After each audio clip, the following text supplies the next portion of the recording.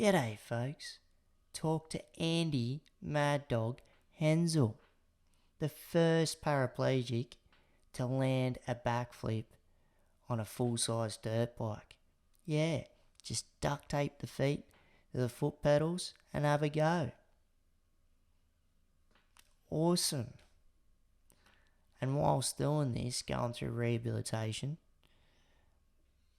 with someone with a new spinal cord injury, along the line started What Disability? He's not for profit in the South East Queensland region, helping people with spinal cord injuries and other disabilities find their drive, their passion, their potential. Disability sports on the water, anything with bloody petrol in it, getting the revs up, just throw you in and have a go. That's right, What Disability?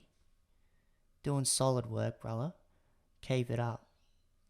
And if you like the podcast, hit that subscribe button. And we've also got a Patreon page. The link is within the description. So if you want to help further the channel, the podcast, and roll with the squad and become a patron, that'd be awesome. And want to thank our sponsors.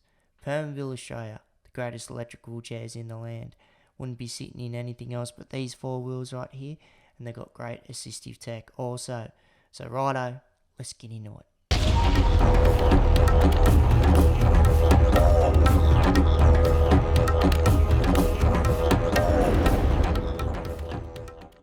Brother, Andy Maddog Hensel, thanks for jumping on the podcast, mate, and having a yarn about the exciting life of you wheeling about up on the Gold Coast. Is that where you at, mate? Is that home? Yeah, home now. It's been up here for 7 years now. Moved up from South Australia. Ah, you're originally from down that way. Yeah. Born in Northern Territory though, part of Australia. Jeez. And then moved down to Adelaide, down country South Australia in '92. Yeah, right. Yeah.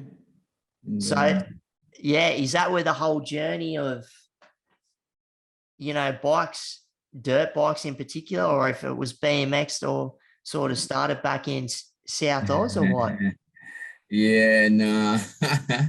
It's funny you bring that up like that because up here on my little board, while I was going through my little rebirth process the last few years, I found these photos of me in Northern Territory, and it's me in a go-kart.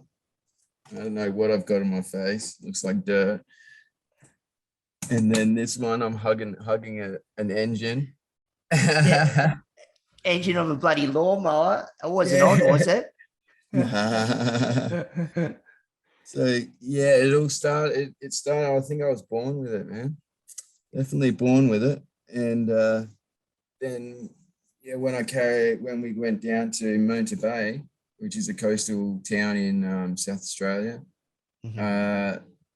Just beg and pleaded.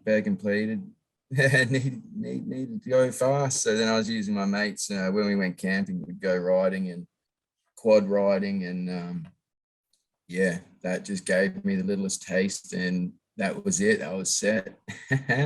Jeez, so it's like the revs have always been on set, seeing you bloody hugging the lawnmower and then sitting in the go-kart. So actually getting the four wheel. So it was a quad, you said, yeah, 4 wheels. Yeah, that was a go-kart. But when we went down, when we were camping, it was my mate's trike, those little like Honda 70 trikes, and then the go-kart. So that was when I was a little tacker, and then a couple of the family friends they had go-karts, so then I got into that, and that's it. Dad was chasing me around, pulling hamstrings. He pushed me, getting the go-kart going, and man, as soon as it's gone, I'm off. That's nuts, man. And hey, before we go getting too much into like where I kicked off with the revs and whatnot, because I've seen lately you've been hitting the gym, brother, hitting it pretty hard, which is awesome. Getting those reps in. Yeah. So it always intrigues me, like what I marvel at when I'm looking at people who've different disabilities, like if they're, because you got various different degrees of disabilities that with people that use a manual chair, whether it's got to do with paraplegia, MS, MND, and if it's going into the gym and how, if they're going into a gym that's predominantly used for able-bodied people, like how do you go about giving it a crank on like machines and stuff when you're, working out and whatnot? Always intrigues me, eh? Yeah, I'm a T7 paraplegic, so Yeah. paraplegic. And it hasn't really slowed me down in the way of like, well, I'm going to do it, I'll do it. And I've just got to be mindful of where I put like my, I was going to say bony butt, but because it's hard surfaces and, maneuvering the legs so then they don't get twisted when I'm just reefing this top half of the body over here, just reef that there, and then got to be wary of the legs. But yeah, it seems to be all right, man. You just got to watch the reps, because I just go flat out, which I'm learning very quickly to slow down. But because I tend to just work out and go to fail or close to. Yeah. So then when I'm on the machines, I'm doing these reps, and then I'm going to fail, and then I have to stay there physically. I have to stay there physically for another like 10 minutes to really get the energy in my shoulders to like lift myself off. Otherwise I'll just collapse. 100%, because that's the stuff I always think of, because I've seen you going hard in the paint on the weights, which is awesome. But I'm like, man, I wonder how he feels, because if the viewers and listeners are out there, like, because essentially your shoulders and arms are your legs, because then you're going to get yourself back in your manual chair and then keep it going. So how does it feel like when you're getting back in the chair and going for a ride? Oh, yeah, it's like training legs and then going for a walk or something, and you got all the wobbles, the jelly legs, and you go, whoa. Yeah, I'm over here, and I end up pushing a bit like this or pushing a bit like this, because everything ends up being gassed, man. You just got to stay center. Man, But yeah, what the shoulders are jelly. what is it like? Yeah, like in a boat with one paddle, just cruising around in a circle. Yeah, Yeah. especially when you pull a muscle or something. Yeah. But the main thing is, man, you're getting after it, and that's what counts in any way, shape, or form. That's it. So, like, so South Oz, and when you were looking into getting into two wheels, like getting on the bike, when did that all start out, brother? And did you get into racing, or was it FMX freestyle first? How did all that transpire as a young fella? Well, after many moons of annoying dad to get a go-kart or anything mechanical that was fast, I think he went for the smart option, which was the safe option, which was the go-kart. So I raced the go-kart across South Australia for a couple years. And then, yeah, we were going to move. But then I started just getting into like the balance, and like, yeah, BMX a little bit, but my mind was still hyper focused on the motorbikes. Yeah, man, on the engine. So I need to smell the fuel or have the vibration of just going fast. So I started using the same family. My best mate, the Warrens, started using their motorbikes, and then I'm like, what do you reckon, Dad? So took another few moons to persuade him to sell the go-kart and then get a YZ80. And that started off racing, yeah. And it was like the second corner, I dropped it and dented the chamber. It's just the way it goes for my life. Brand new, drop it, crack. Let's just keep going. It's it. It's how you learn, eh? Yeah. So yeah, it was good. It's just racing locally. Didn't really take racing up too much because we had sort of done the go-karting part, and that was quite expensive. Motorsport's expensive and time consuming. So we did the go-kart sort of racing, and I was sort of going to, lean towards Formula Ford, then V8 supercars, but then Yeah, the right. motorbikes come on the scene. And if I had the choice, I could have done both. I would have just been living in the garage and just going, yeah, I do this on today, this on tonight. We got so many hours in today, let's do it. Yeah, that's interesting, eh? And 100% like the money that goes into all of that, because like with me wife, like we took her out to Hunter Valley, and where she jumped in and had a crack at a rally school out there, because I've always wanted to do it for her, because she's a bit of a speed demon behind the wheel, So, but I'm looking at the pros and like all their cars and whatnot, and I'm like, man, like the wear and tear and the money that goes into like motorsports, like 100%. It's wild, hey. Yeah, well, that's very true. Well, I think when I grew out of like asking dad for this and that, to get ahead, then I just started going, well, I can't earn any more money because I'm working 6 days a week, and the money like was literally leaving me with $100 and something a week just for living, because all of it was going into, let's travel around Australia competing and fixing the bike. But because I couldn't earn any more money because I had no more time left to spare, it was chasing sponsorships then.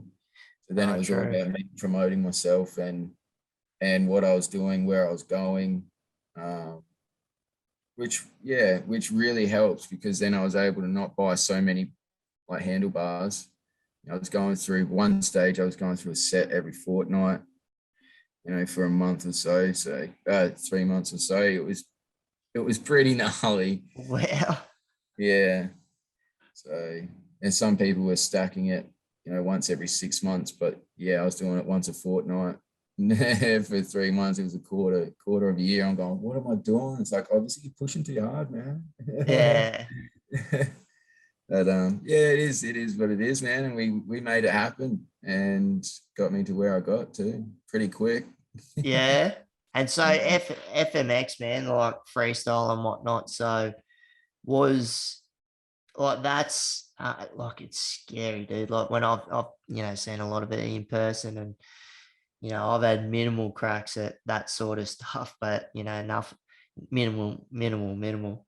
But always intrigued on it, and just people like learning to harness machine, and putting the faith in what's if it's between your legs being the bike or sitting in behind the wheel, and then plus the environment that you're in, where it's the ground surfaces or the air, the wind, all that sort of stuff. So where did, like, when you're looking at FMX, so was it sort of, were you getting into a bit of that down SA, and then that sort of gravitated to going up in the Queensland, or where did that all sort of roll into?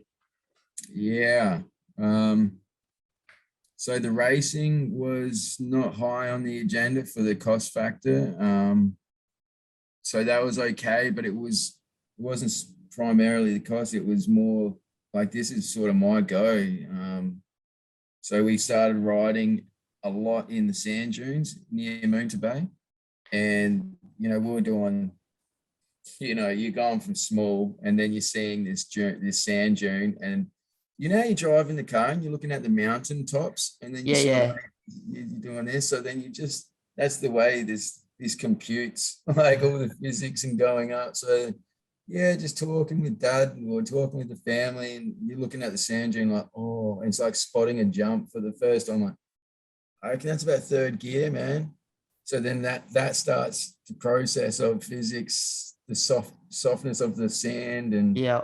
launching. So that was the beginning of going, yeah, okay, now if we put some rubber on top of that, I'll be able to go even further because it won't be boggy. Yeah, yeah. And then just doing that in the local form took me just an hour away to South Australia, to Port Pirie in South Australia. Right. And that was, hard dirt there. So we were able to start yeah, start finessing like some actually little tricks because I couldn't trick with BMX, to be honest. The pedals were moving, I'd smash my shins. So the motorbike come and able to do your double can and your flying double, your candy bars and heel clickers, at 13, 14. Yeah, and then Port Pirie, we had really, really solid dirt, red hill. So then we started carving out really nice jumps, and we had a good community there of riders and brothers, like Brothers Alliance there. So then we all started boosting each other up and, oh, you can do that. And then how do you do that? And you start sharing these informations, and then everyone just levels up like so quick. And then the first competitions were, in Barossa Valley, South Australia. Wine And then, country. yeah, mate, yeah, that's it. And yeah, then we started going up to Queensland, Mackay for freestyle, and just watching all the others start somewhere, and then look where they are at in 3 to 6 months. You're going, whoa, we're all progressing massive. Queensland's the place to be, like riding on the coast. So King of the Coast was a really big one back, a few moons ago now, early 2000, mid 2000s. So that's where Robbie Madison and they're all coming up around there. Yeah, because it just seems like over the years, like I've just been witnessing the progress of like Australians, and when it's got to do with dirt bikes, FMX, and BMX and freestyle, and it just seems like the Gold Coast is this massive hub of people that are getting into it and really throwing that out on the bloody world stage, eh? So yeah, we must have. I think we've got the perfect weather and frequency here with the ocean and the hills just in an arm's reach there, just in an arm reach to the hills. So you go for a ride, pack up, wash the bike, and you come back to the ocean and have a swim. I think it's really good. It's a buzzing. Yeah. It's nice, man. And is that where on June 29th, 2012, like, going into your accident, brother, and where that happened? So was that in and around, just to clarify, in and around the Gold Coast area? That was New South Wales. That was Coonabarabran and Goanna tracks. Yeah. I just wanted to double make sure I wasn't 100%. So, so out far west, New South Wales. Mm-hmm. And how, like, because, sometimes, and it's okay if you don't want to talk about it, but, just when you're having the accident, and like, what were the emotions that, like, were you out? Where did you sort of come to and knew something was wrong, or are you okay to talk about that sort of stuff, Yeah. Buzz? I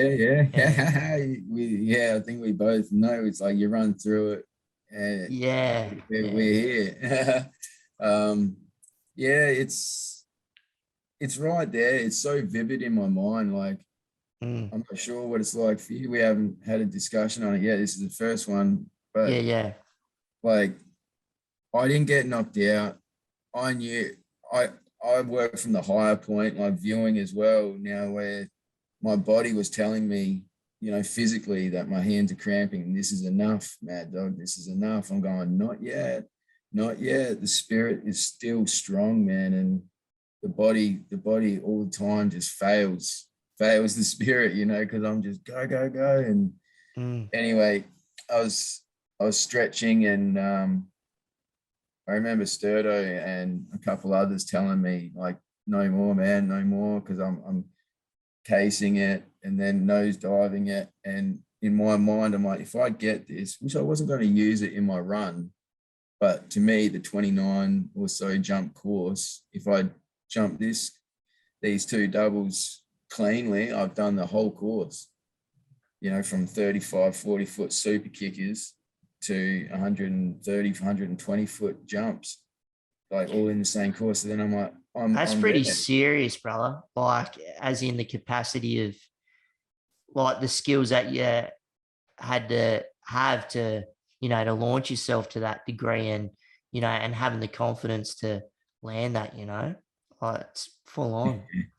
Yeah, it's life or death, but that's what it clears the mind so much. Um, and yeah, it's just that hyper focus tends to leave me or this body in this third world, just going, third dimension, going, yeah, I think I'm gassed, man, but keep pushing. And when I left the ramp, I did a big whip on the first one, come back around, landed, and it was a 75-foot ramp, 75-foot dirt hit. And the first one I landed literally like half a meter or so away from the sweet spot. So it was a bit softer. And I was on a 250F. I think I was the only one in the comp with a 250F. I'm only a short fella, but so I could launch it still. But yeah, I was like, nah, it's all good. It's all good. Just on the clutch. And left the dirt hit, about half a meter or 2 or 3 feet to the right. So the sweet spot's hard packed. It was compounded. Everyone was hitting it. Yeah, right. Yeah. And then Yeah. this one over this side was just a bit more mellow. And so I just kept going instead of just hitting the brakes and clutch and, calling it a day. And I just when I went up, I'm going, that's way too vertical now. Oh no. And as soon as I left it, he's what? Uh-oh. Oh, you've done it. I can't believe, and it's just this calm voice in my head, like, can't believe you've done this, man. You just had a really great day. You've had a great year riding. And it was just like the words coming out in my thoughts were like, you've done it, but let's go try and see what you can do. And it just time slowed down, like up in the air, 75 foot. You've probably got 3.5 seconds or so. 1, 2, yeah.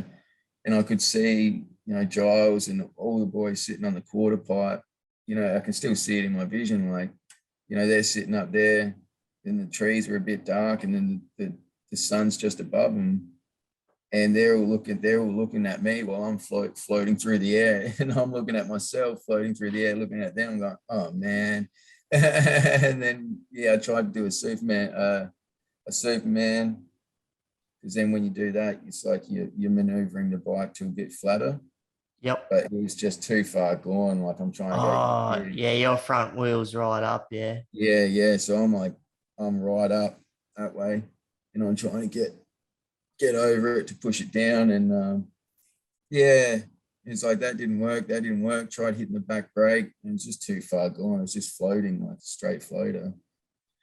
So I thought if you hold on to the bike, then you've got the suspension travel. That's better than nothing, like straight to dirt. So, that might save me. And I think I should have ditched it, obviously, but maybe not. Who knows? Because I held on and the back wheel landed. And then that was like leverage again for the front wheel. Gravity's just going to slam it. Yeah. Yeah. So then my right hand, that blew off because it's on the throttle. But this one was stuck right on, like super. It was like Loctite. So then that slingshotted me over the bar, and I can still remember seeing the dirt coming and going, "I'll duck this, I'll tumble." And it's like blocking a punch. You bring that shoulder up, and then I had a neck brace on, and the neck brace was the Alpine Star one, which goes straight onto your T5, 6, and 7. Yeah, because it takes the shock out to your shoulders and arms. Yeah. Yeah, this was like the first generation. So those Okay. ones that go on to your shoulder blades, they were built and manufactured after the fact of, the guys are saving their neck, but they're breaking a lot of backs. What's the go there? Like, so a neck brace does save your neck, but it would have put pressure on my back because I didn't have any other bruises, no broken bones, no nothing, man. It was just T5, 6, and 7 smashed. And you're going, yeah, okay. So it's just that pivot point. Yeah, true. But I didn't get knocked out. I remember tumbling, felt like forever. It was very loud. But just laying there, I'm going, oh man, yeah. Well, this is it. You got a new journey now, man. And it was just this full calm talking to myself. There was not much panic. There was disbelief. It's how could you ruin such a good day, a good year of riding? But then it was like, this is a new path for you already. And this is having a conversation with myself before anyone had run to me yet. So then, you just going, I was looking up at the sky with the clouds and the trees. So it was pretty full on, but just trying to give words of comfort to the boys there, because I knew where they had gone too. They've traveled all across Australia to this one point. And then Maddog's come and snapped his back, and I know what's going on, but I'm like, can't really feel too much. I can't feel, I can't feel this and that. And I've said it, but then I'm like, I can't take those words back. I'm like, it's all right, guys. I've got spinal shock, 3 months, I'll be back. And then like, let it sink in for a bit. And like, actually, I'll probably be 6 months. It's all right. I'll get rehab. And it was just a realization of how to express it to them that it's all okay. It's my fault. It's not going to happen to you. Yeah, you're still looking after their emotions, even though you're, knew within the moment what was going on. Yeah. It ended up just saying like, we'll be right. We'll get this sorted. Go, I'll be back next year. Something like that. So it was trying to calm the farm within myself and then not expel so much panic, because I knew they still had to ride the next day and they just traveled and given up the time, which I had also done as well. But, That's a lot, brother. That's pretty, obviously pretty serious what you've gone through, but then you're still worried about them because they're still got to perform the next day or so. And just like you said, the journey ahead of, how do you get amongst it and roll through it, or how do I fit into this in your life? Because I understand there's some degree like both spinal cord injuries, but different. So it's same, but it's hard, man. So after you're like laying there and come to that realization, what was the situation from there, like hospital wise and rehab and all that sort of stuff? After the self-analysis, you're going, this is going to be pretty cooked, mate. Lots of physio, lots of couch time, as we say for motos. So it was just going to hospital, and I was thinking 3 months, maybe max, maybe 8 weeks even. But I didn't have a choice in that. So it's just letting this universe just take me to wherever it's going now. It's another new journey. So got flown to Dubbo, I think it was.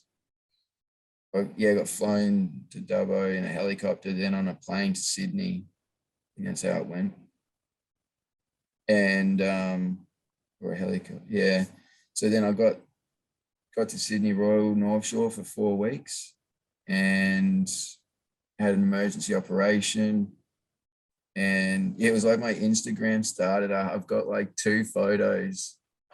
I think I've only got a couple photos of like when I first started Instagram. I'm like, gonna show you like where I'm at with freestyle. And then like the 3rd photo is me just laying there, woken up from my injury. It was like the first few photos was the road trip to Coonabarabran. I'm like, whoa, Instagram, what's up?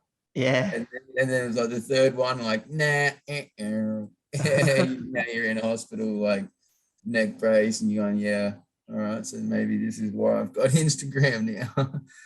But I just spent, I think it was like a 6 or 7 hour operation. T5 was compressed 40 or 50%. I think it was 40% or so.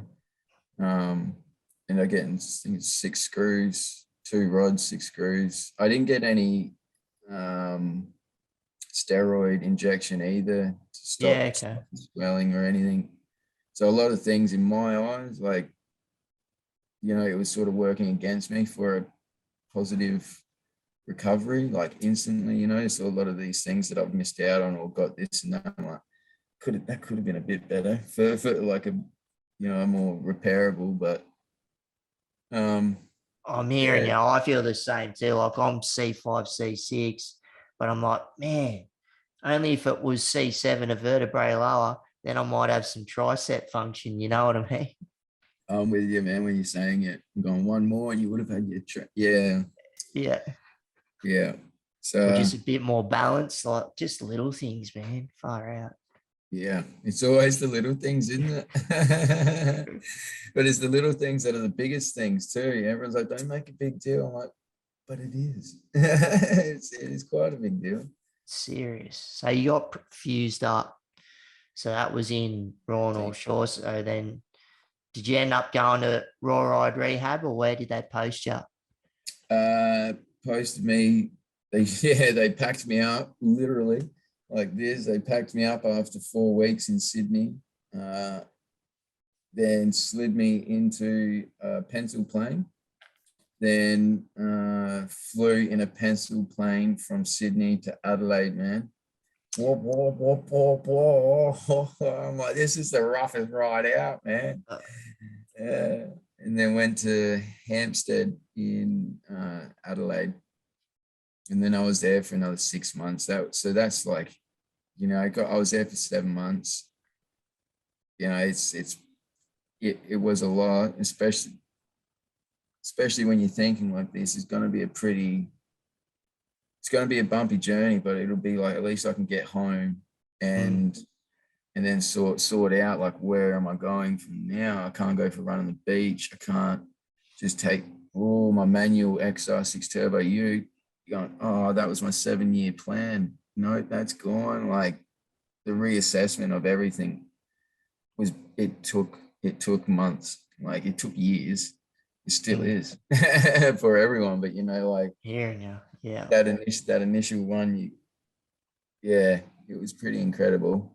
And how was it for you? Like, if you're talking about the Adelaide spinal cord injury unit and down that way, like how they operated, like just as a unit down there and with their physios, OTs, and everybody else, or the allied health components, plus having family around you and whatnot. Just to like, how was that? And sort of going through it, if you're looking at the 7th-month period of like, hey, this is life as a para now, paraplegic, like how am I going to learn X, Y, and Z before I get back out to the community? Like, how was all that?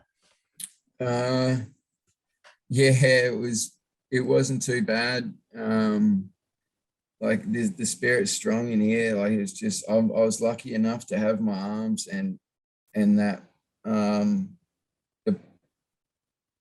and good friends around me and family. When my friends come, I was like, we need to do something because I'm here. I've talked to everyone in the Hampstead rehab. So I've just talked to them. I've got this, charisma. Everything's still good. But then I'm like, when the guys come, it's like, boy, guys, I need to get out, and I need to get out real quick. Like, so they would just pack me up and like just throw me in the car, go see a movie. They'll carry me up the stairs.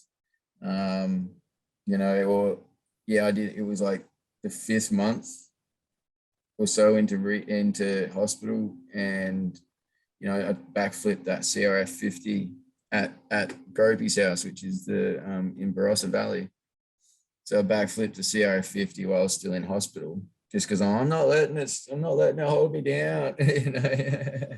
So it's just duct tape on the feet, and so that's. Talk us through that, bros, because I'm like, man, like I'm thinking of like, because there's so much mechanics when you're able-bodied, right? You've explained it before, when you're up in the air and you're thinking of the dirt and landing and your body and everything that entails that, and you're bloody talking about duct tape, but I'm just thinking of the body mechanics that go into, the actual, how do you lean? Do you put additional weight on the bike? Like, is it the certain jump, like the certain angle? Like, how the bloody hell does all that go down?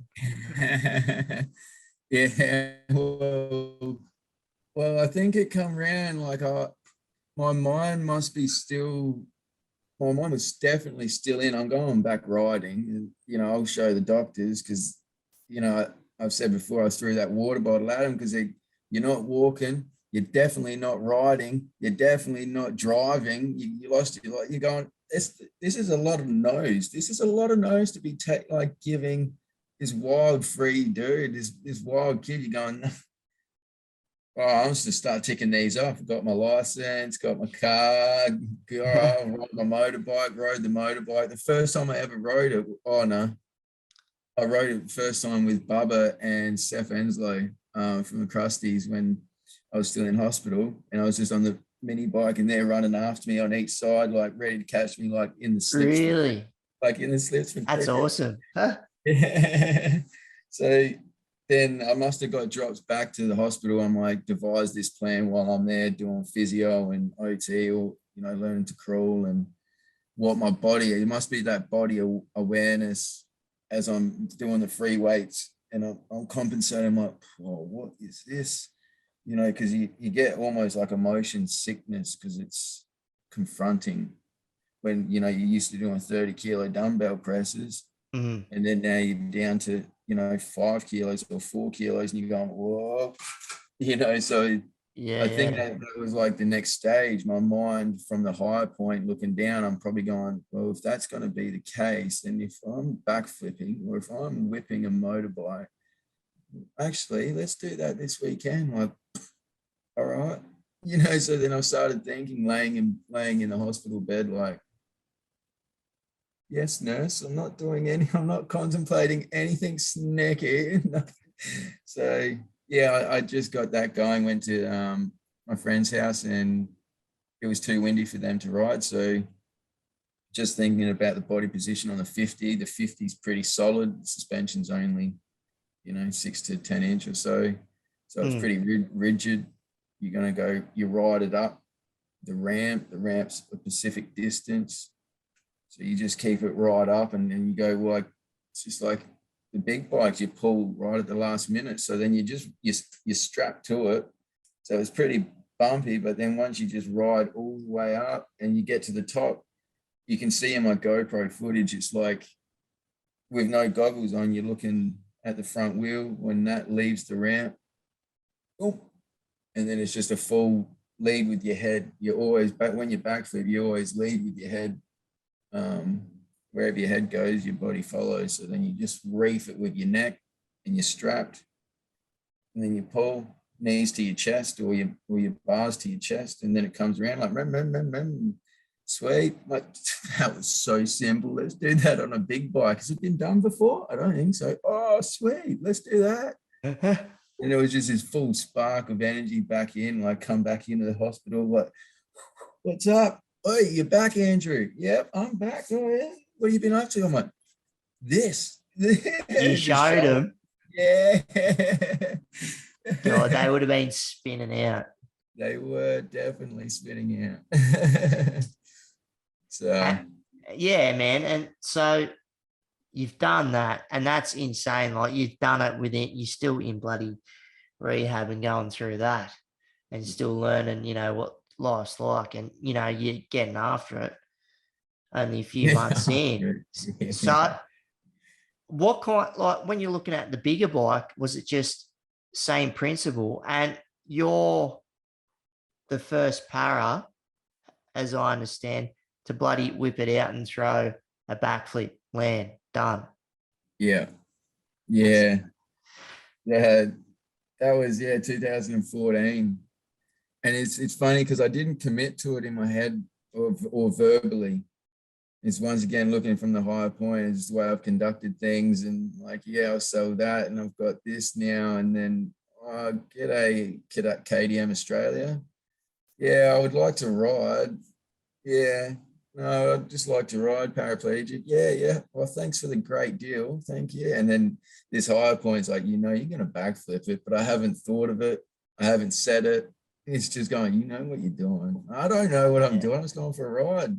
Actually, we could probably flip this, man. Yeah, we could probably flip this. because And that's then, only 2 years, 2 years post injury. Like, that's super close, but it's a huge achievement. So yeah, keep talking us through. So you got the bike, you're contemplating. yeah, then got used to it, then took off.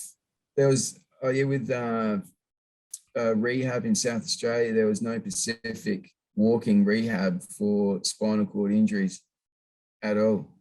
There was no external physio that I found that was keen to, just progress. Adelaide feels like it's a bit slow in that aspect. Whereas up Queensland, it's pretty vibrant. Like that frequency is more high, you know. Yeah, okay. So then I got the plan of like built my trailer, got the motorbike, got the Subaru Forester, everything set up to move up here. But on the way, I'll definitely be riding and seeing the brothers on the way up.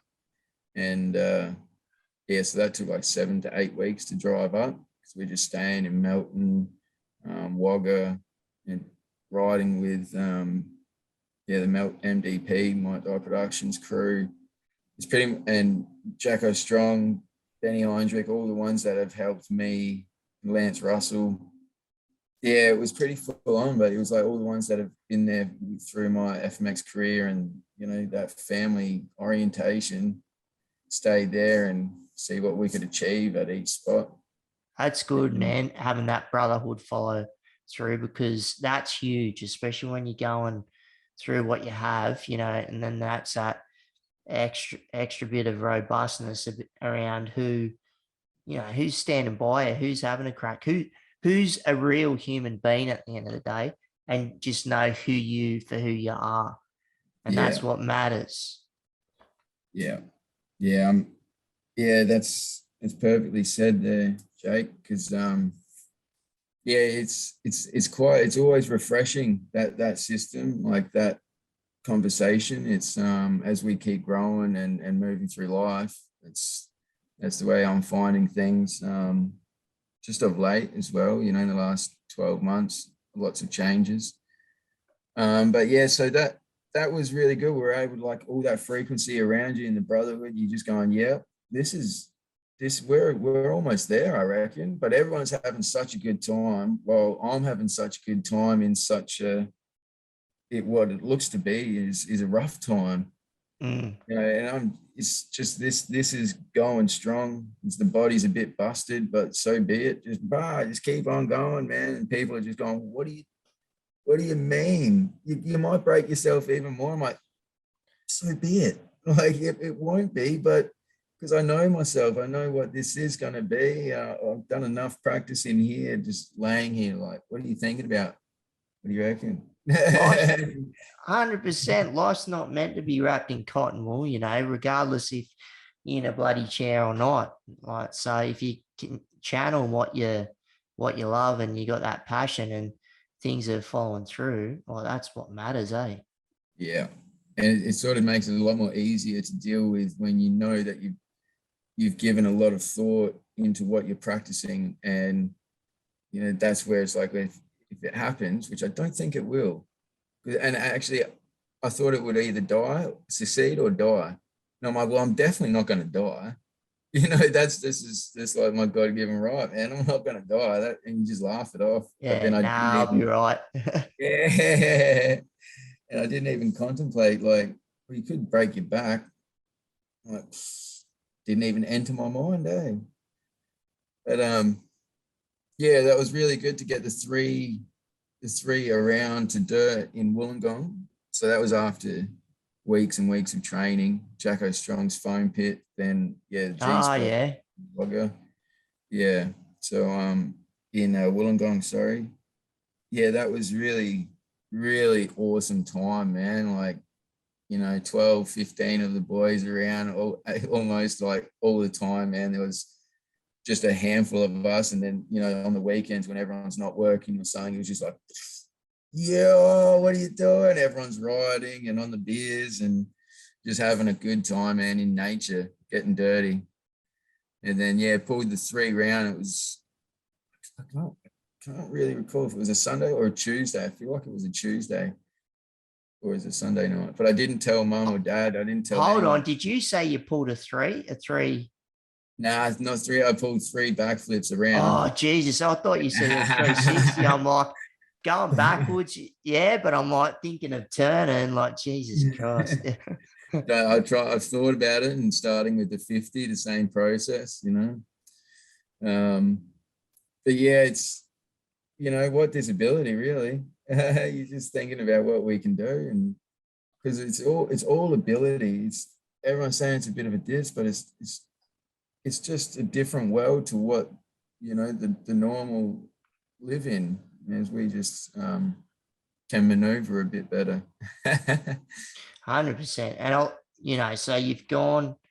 So the actual backflip itself, you've cemented that. Like you're telling me down with Jacko Strong and some of them mob down in New South Wales, Wollongong Way, and you're just going 3, boom, boom, boom, like no worries. And that's, man, huge achievement. But like another one, and what I really admire, and you've used this word a few times, is frequency and where that balances out, which is huge, because that really impacts, your environment, having that frequency, and, and it's finding that balance. So is that, like, where did that frequency align when you had your not-for-profit, your charity, with what disability? Like where were you riding or laying thinking, or where did the fruition of that sort of come true and think, man, I'm going to start this and I'm going to mold it to be what it is today? Where did all that kick off?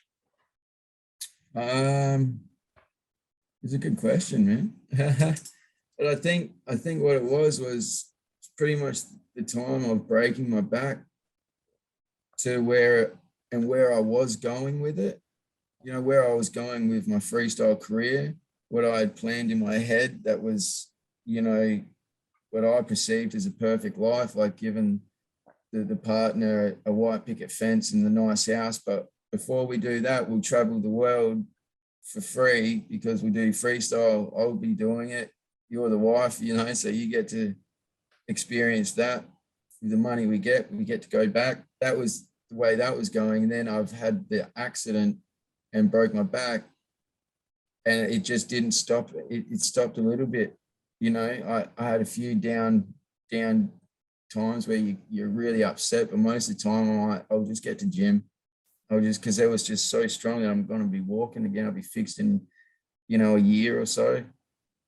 That I was able to achieve, a backflip. I was able to, do this and build a trailer, and I had the people around me and the finances around me to get these things done. And then I've, manifested this backflip to dirt somewhere along the line, and it's pulled off not once, it's 3 times. And in my mind, it wasn't it, because I didn't ride away. I'm like, bro, you don't have any abdominal muscles. You don't have any lower back muscles, mate. Like, and in my mind too, I'm not cheating like some others. I feel like it's cheating, or it's cutting corners where, they do a backflip and they do it to a step up or to mulch. And I'm going, I'm with you. Yep. I'm like, I can see that. I've obviously contemplated that. So the step up, because they're meeting that peak, like as soon as they flip, it's like the landing's just there. Yeah. Yeah. Yeah, I get it. Yeah. So it's all achievable. Like that was there. If we had more time and everything, we could have built that. But we did have the time. We did have the equipment. Did I want to do it like that?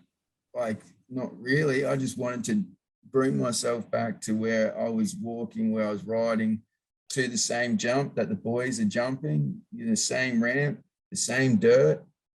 Like, and if, it's just the way it was. So the three, I think that's probably why I did it, because I just wanted to ride out as is. It's like the disability didn't even affect anything, man. Yeah, it's like you didn't want to alter the actual course. Like you have your own little special sort of setup. It's like, nah, these are the brothers. This is what I used to do. Let's show ability within disability and just run the gauntlet. Is that safe to say, bros? Yeah, that's the one. Yeah. So I could, it's just you could have done the whole process of like writing it out. But anyway, that was my process of going, the disability is not going to change a bloody thing. It's because we're going to jump the same jumps that my brother's just jumping right there. Like, so creating that along the way up to Queensland, which is my next stop to then be walking, a lot of time in the car thinking, a lot of time laying in bed, what it's like, definitely, where we're just laying here, just contemplating the world. Yeah, The the world. brain just won't switch off. No. So when I got to Queensland and started learning to walk, and the physical motions of it, it was like there was a lot of people around me. I'm witnessing lots of awesome people, and in similar situations, and I'm going like it. We are so strong. Like we are the strongest people that I've met, man. What this, it's just that I don't express it. I'm just sitting here going, yeah, okay, I've done this, I've done that, and I've just talked to old mate over here, and he's done that. She's done this. It's pretty inspirational. Like, all right, let's do this. And then with my mind working the way it was, the way it does, then it's just about helping others, man. For me, let's give, and always considering others. So then if I can band together this disability umbrella, and then have it as a charity, a limited foundation where everyone benefits, So that's where it started, and it was going really, really started really hot, man, like coming in hot. And I remember 2016, that was the birthing of it. 2017, a lot of things.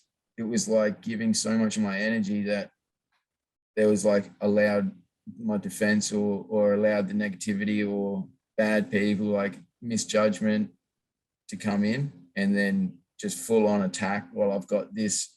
I'm like holding it with two hands, just building it. I'm the secretary, I'm the creator, I'm the web designer, I'm this, and I'm it's too much work, man. It's a lot, yeah.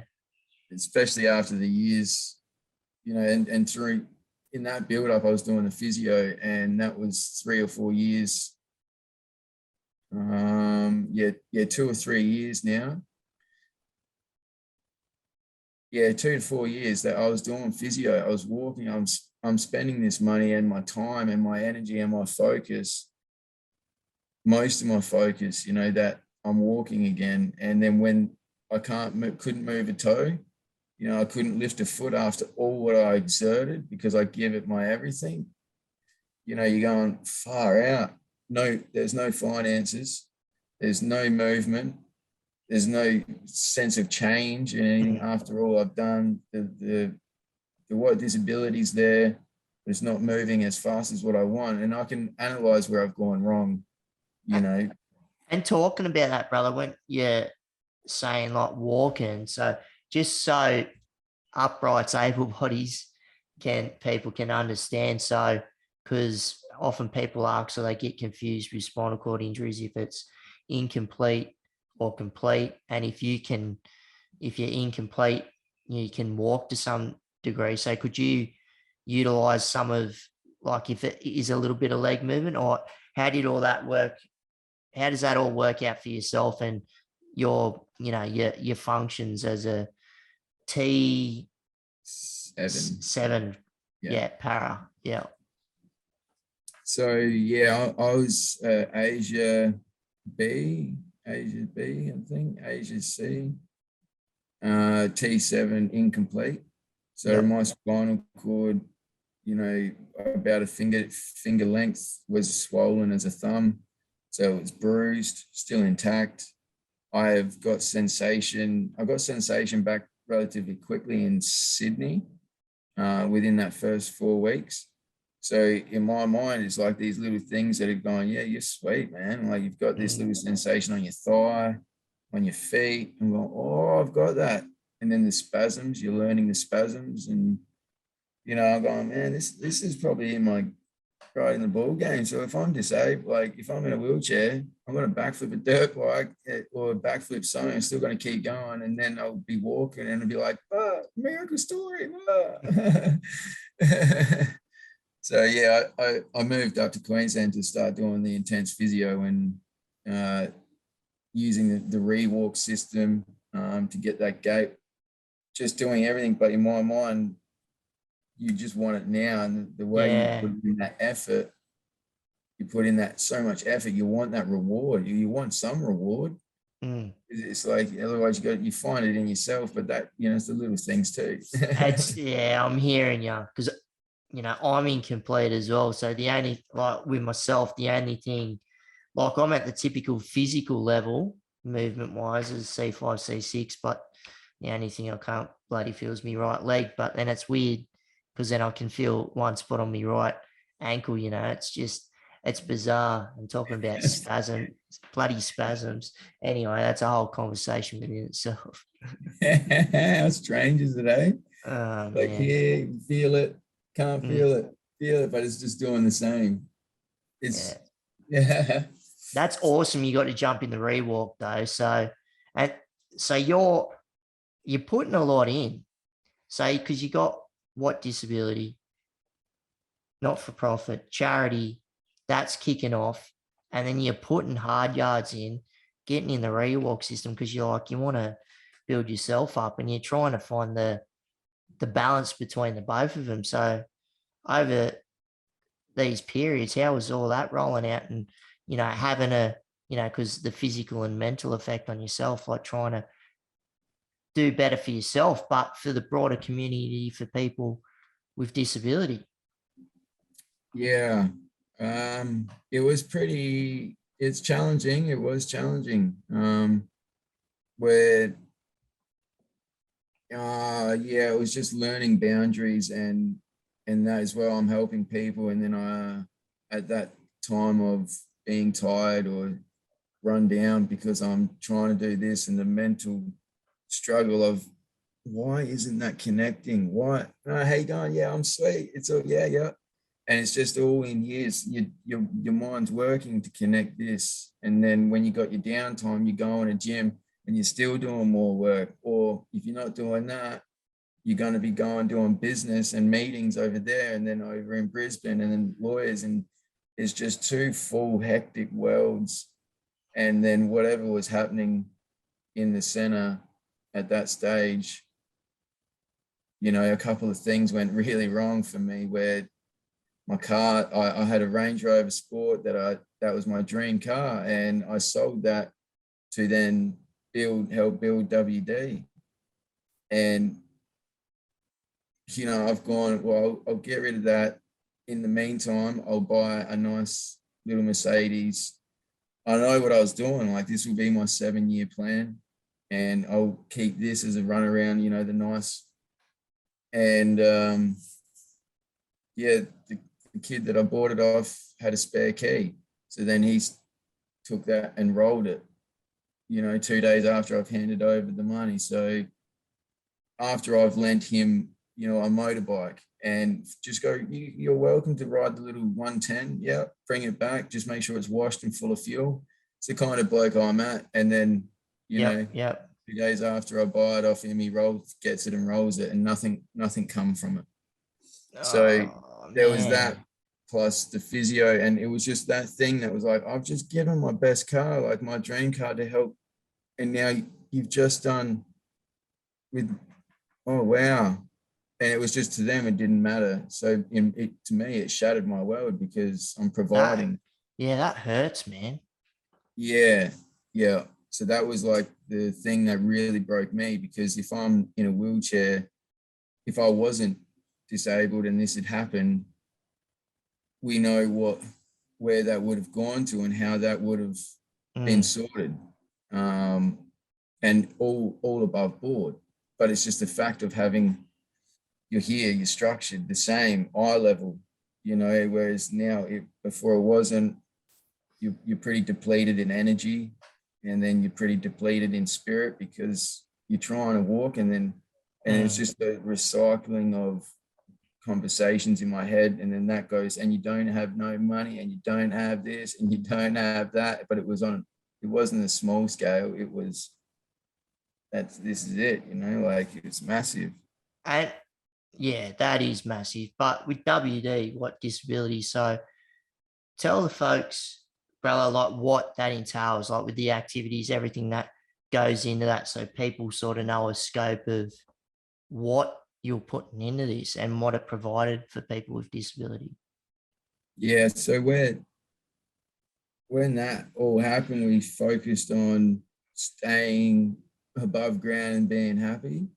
Then after, say, a couple of years of self-love and relearning myself, then building WD back, it was based on adrenaline and keeping myself happy and bringing other people into my world, which was high adrenaline, high, activities of adapted sports, motorbikes, go-karts, quads, drift cars, full driving, and Water skiing.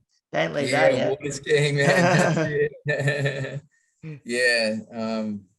Yeah, all the fun sports, and during that process, that down period I had, I figured I've worked out the holistic way of looking after myself and the natural way of finding inner peace, inner love, and just with the surroundings and nature and breath work and, different types of healing, like sound healing. So it's gone from full blown wide open throttle WD to now, what wellness and adapted sports. So we can practice both of them, being grounded in the ocean, doing water sports there, or foiling, surfing. We'll get the jet skis out at some stage, and Awesome. and that'll be in that water world of, we're able to be there, and that's good for the system of being weightless. In the water, we know that the ocean's got healing qualities. So the same with the sun. So that there, wellness and adapted sports, that's in the ocean. Then we've got the hinterland, you could say, where there's nice dirt and the soil, trees.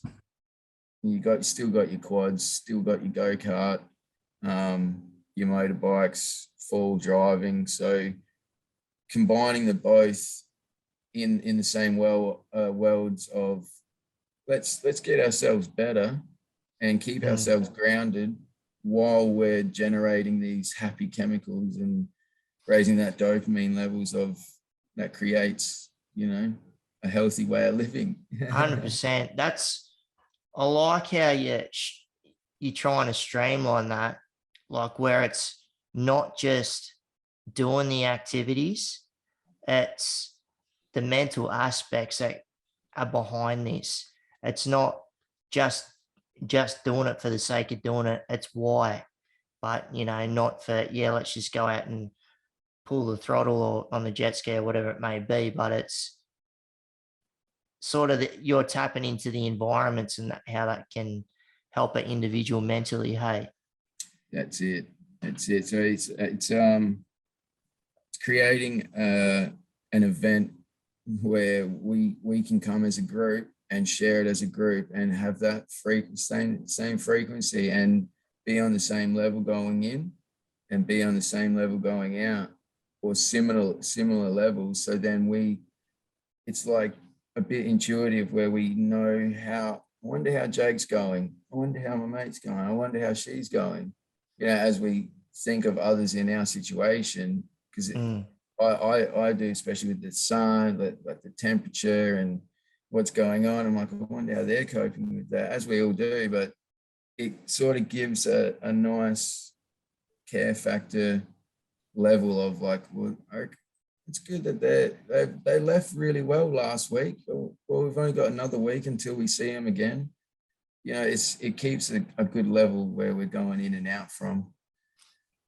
Yeah, that's awesome, man. Like, that's really important. And for a lot of people, whether it's you're born with a disability or you're acquired it, and just some of the uphill battles that people have mentally, like, it's disability or not, but if it's having little components that are it's showing ability within disability, but if it's just building mental fortitude and just try and you need to keep chipping away at that stuff. Like some people, can be bulletproof, but well, it's probably not the correct term, because it's, that's just continuous working, you know, Yeah.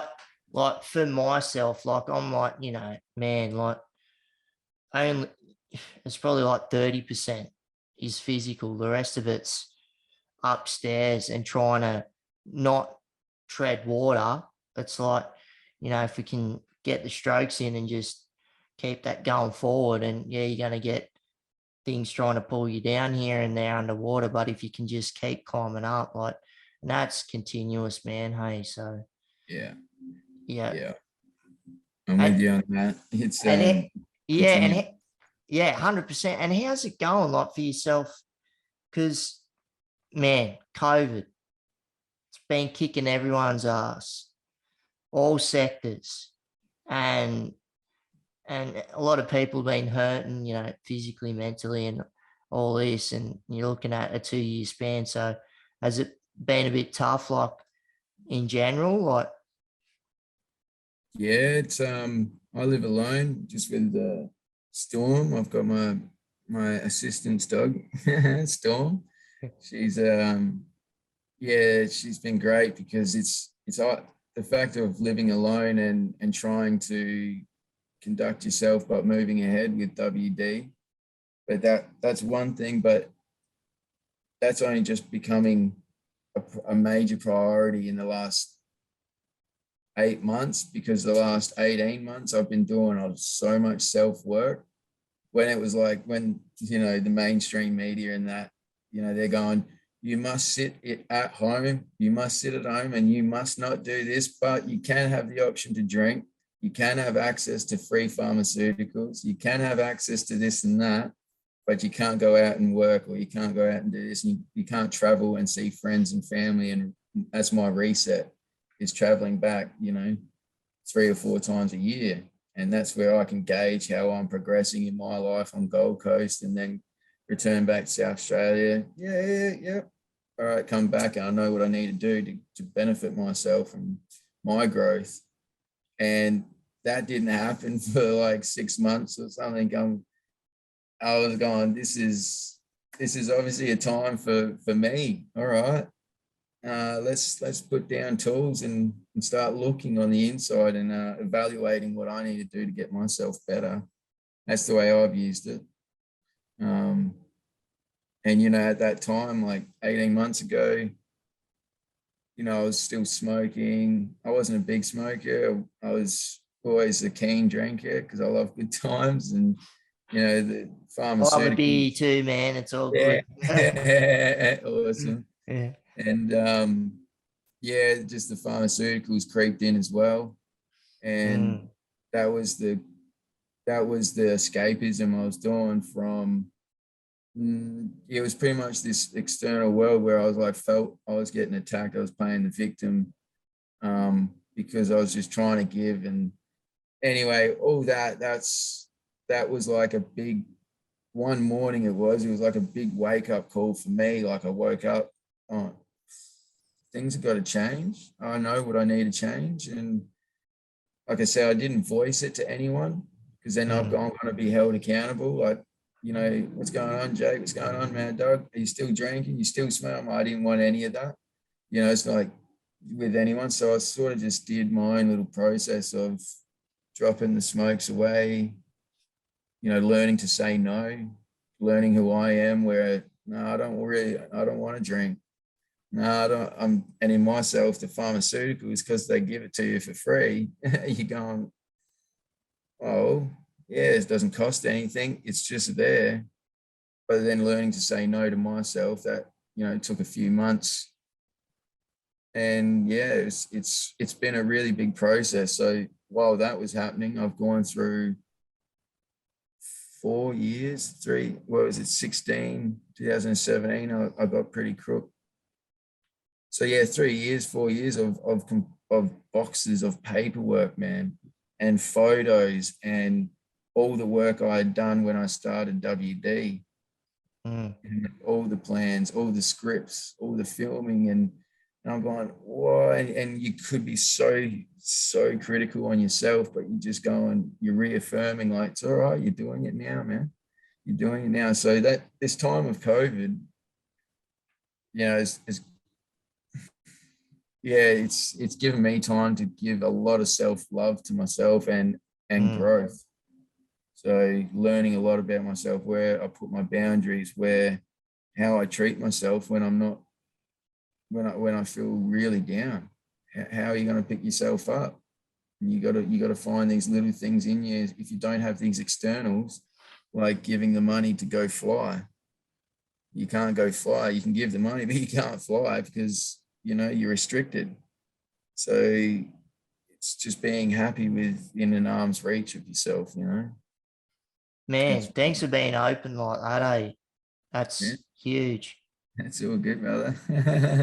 Yeah, and that's important. Like, and I'm glad, like, you're touching on that when it's like finding those little mechanisms and things within yourself, like, it's self-reflect and checking back in on yourself to see where you are and going back to your word of using frequency, because it's sounds like when you're talking about going back to your family, it sounded like it was like top ups in a way, and like where you'd go back home and sort of recalibrate.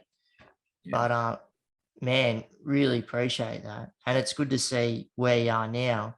But I like looking at COVID and the balance of things, and mm, you're looking at Omicron now, and yeah. hopefully that's gonna plateau, and the world can regulate a little bit more. So, what's going to be cranking for Mad Dog and WD? Yeah, yeah. Well, once this all blows over and we're left to clean up the mess, well, I believe like everyone will be pretty happy to be getting out there, looking after their health. It's been a big awakening for a lot of people where, health is priority now. It's not so much work or, Mm, a lot of other things that we get distracted for in this 3D realm. So yeah, we're going to be doing a lot of wellness activities. A lot of things that I've found that's benefited me. This energetic soul that's just been told to sit. I'm going, all right, all right. So where we're going to just breathe, man, just breathe. And like, yeah, I've done that. I'm like, it's literally just breathe and meditate, bro. So, that's and it. I found these things like sound bowl healing. Um, yeah, I've started doing that like probably 8 to 10 weeks ago, even further than that. But Nice. yeah, just keeping track of what's keeping me grounded, and if it's Mm, keeping me grounded, then and it's benefited me and controlled where I've got a lot of self growth, then I'll be putting together little activities through WD. So then we can all sort of benefit from it. We can be balanced with health, mental health, physical, then exploring adapted sports. So the adapted sports will be coming in for, more exciting thoughts for someone that may not be thinking that, you can't ride a motorbike. Why not? Oh, what? yeah. So it's And a how's brand it been new feeling? Yeah, and how's it been feeling like when you're seeing getting these people behind, like whatever, if it's a car, moto, jet ski, in the water, just adaptive sports, getting amongst it, and you're seeing these other people with disability that you're trying to, get tuned into that yeah, situation, like physically riding that thing or on it, or riding that mental wave as well. So how's all that yeah, been? Seeing yeah. that. It's great. It's uplifting. It's definitely uplifting, and it sort of cements that you can leave and be happy. There's little things we know can be good or bad, man, like triggers. And it feels like there's so minimal triggers, man. It's like everything's just crazy because it's like a connection there where that like they've got a brand new avenue, a brand new thought process of what's achievable, and that experience and reliving it, and wow, it's like lighting a fire inside. So bringing that together with more events of the go-kart, motorbikes, but yeah, definitely the water sports will be I think that'll be a really good avenue for a big event, you know, with WD, bringing a lot of people together and sharing the adapted sporting. Mate, 100%. And what I'm so there's a lot going on, and there's Yeah. some good stuff. And you're in a prime area to do all this, like when it's up in the Gold Coast. So, have you got individuals? I don't know if you've done this already, but that are using their NDIS packages, tapping into you to, take advantage of these resources, throwing them in the water and motorsports and all sorts of stuff. Are people utilizing the NDIS in Yeah. that way? Yeah, not yet, but that's in this sort of foundation now of what I've been building. So we've got a list back here. And I've just been plugging away. I've got the weekly planner here. I'm going back to the old school chalkboard. But That's getting it done though. yeah, it is. It's helping ticking things off the list. But it's ticking everything off. So then these avenues of NDIS therapies and funding can come in.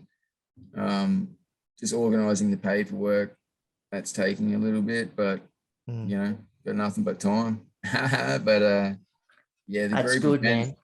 yeah, the best thing with NDIS is like it's that they're going to come with social workers as well. So because I need help and assistance. Just my mind's just running around getting this out the trailer, getting this done. You're right, yeah. But I can't do that now. So it's swapping the role of getting that help to help me. 100%. 100%. There'd be so many people out there with NDIS packages, right, that would have disability support workers around them that where they could be able to channel into you. And like we can talk about this stuff off air too, because that's what I do for obviously for work, and where you've got all different streams, and it's a whole bloody network of stuff, right? So, but it's just knowing like what suits and the way that these people can benefit of jumping into your activities. And I really hope that COVID does slow down and the world opens up, and then you can, you're looking after yourself with everything that you're doing, but this can open up and you're like, righto, these activities are here, and these people they haven't been able to go out because obviously COVID, but then they've got packages that are sitting there that allow them to go out to the community to get in all these activities. And there's heaps of people in chairs or that aren't, that I know would froth in jumping in and having a crack with you. 100%. Yeah. Mate. Yeah, especially using the rare hand controlled with the Rotax 125. And I just got that started on the weekend. Oh, Jesus. That's ready to run now. How'd that go? Yeah, no, it went really well. That's nuts. Brother, I know we just cut it, but NDIS, how is it working for you and for your disability, and where do you see the future of it? Yeah, NDIS, that come along a few years ago for myself, and helped me get access really to Tribes Adventures. So they've got an umbrella company of disability support workers, and with that time I've been able to actually be able to have respite away from home and have the weight of this disability. I've had it shifted. So the help and assistance I've got from that is it's been huge, man. And the people you're meeting along the way as well, it's been really great, keeping me sane, really. But the first few plans were good. But then this last year has been absolutely phenomenal, where I've been able to get access to things that I really do need. And I'm only just starting to come into fruition about what's going on, what I can actually get, because I just keep moving fast through life, and now it just takes a little bit of time. I slow down and then time catches up. I'm like, oh, right. So so I'm able to get that. Like, of course, dude. Of course, yeah. What do you mean? I'm like, yeah, right. Yeah, it's a Right. network of stuff, hey, like, and Yeah. they don't, and the NDIS, like, it's a lot of broad brush stuff, and you have to do a lot of digging to know what you can and what you can't get with your package. Yeah. But has it worked? But when you're talking to the NDIS or the LACs, they're sort of generally getting who you are and your disability, and then when the package gets written up, does that come through and it looks okay? Or Yeah, it does. I get super excited so that they know where I'm at with what I like to do to stay to be happy and progress, which is just lots of really good activities. They are working with my personality in he likes to do this. There's this. You probably get another sporting activity, something to do with health, but like on a scale of that it needs to be put in, not a small cost scale. So they've been working really well with where I'm at and where I'm going. So I've got a tennis chair on the way. nice. Actually, so I'll bring So Dylan what are on. you saying? Dylan Orcott's out, so Maddog's jumping in to take the reins. Sounds like it, man. It's pretty much it's the independent sport that I think that I could probably start killing it at. Yeah, awesome. And just getting like the scramble, the power assist, that's taken a long time because of this the recent world activities. So all those things, it's been really helpful. I have thought about going self-manage, but then it feels like you'd need a course, bro, to sort it all out, and like paperwork for days, for weeks. That's it. It's tricky, and like it is a good thing, and where people can have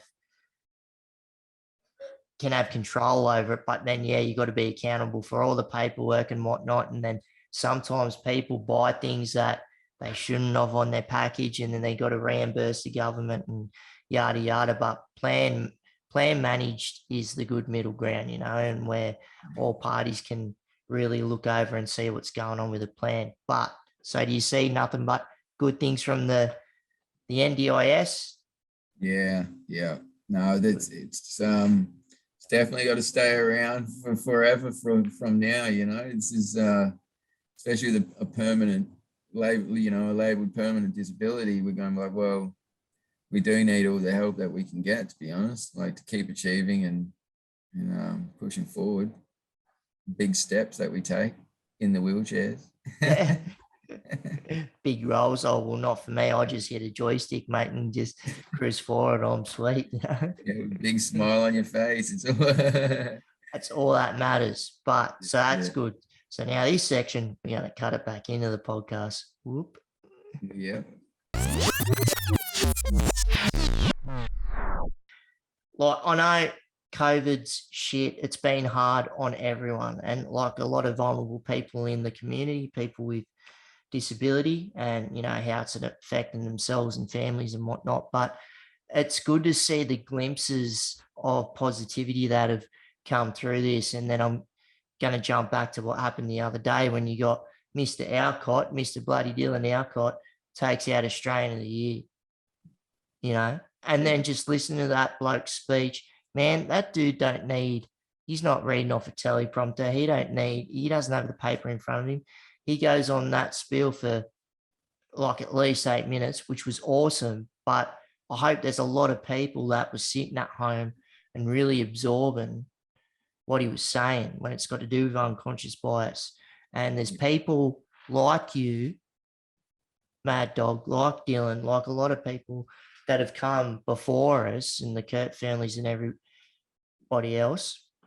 Lisa Tesh, shout out to, that have come the way, and they're paving normality within disability. And then that's just opening up more doors that we can either walk through or wheel through, because there's so many people that are more than capable, but then you've got mainstream Australia that's got this alternative view, man. And you've probably had the same experience sometimes when you don't necessarily tell, you're talking to a person on the phone, you don't tell them that you're in a wheelchair, but then when you roll in and just a look on their face, and then just how the dynamics change, which Yeah. which can be good or bad. Yeah. But It's exciting. Yeah. yeah, Either way. and I'm excited for you, brother, and seriously for what you're doing, and it's exciting. And I know you're working on yourself, and hopefully all that positive motion just gets out to the whole Gold Coast area. And even if you end up doing it down in SA, I don't know. But Yeah. brother, appreciate your time. And is there anything that you wanted to touch on or give shout outs or anything like that before we wrap all this up, or what? Just just to the community around. I think in Australia, we're all starting to realize that we all are one, and as it all plays out, it's going to benefit everyone where we're all included and lifted. But yeah, it's going to be a brilliant and exciting few years ahead in the way of community growth and the way we're able to help everyone else. I think that's going to be a large section of growth really within, everyone is helping and healing. So